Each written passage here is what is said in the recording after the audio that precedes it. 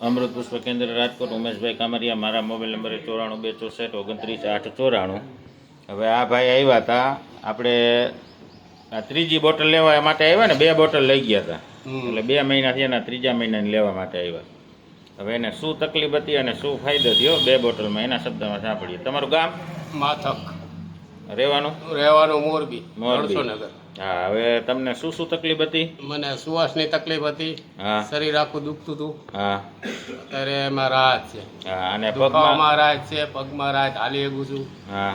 શ્વાસમાં રાહત છે. પગમાં હોજા હતા એવું ઓતરી ગયા ને? ઓછા થઈ ગયા. હા, ઓછા થઈ ગયા ને અત્યારે છે જ નહીં. માઇનર છે જરા જરા. આવ્યા ત્યારે ફૂલ હોજા હતા. હવે અત્યારે કેટલું હાલો હો તમે?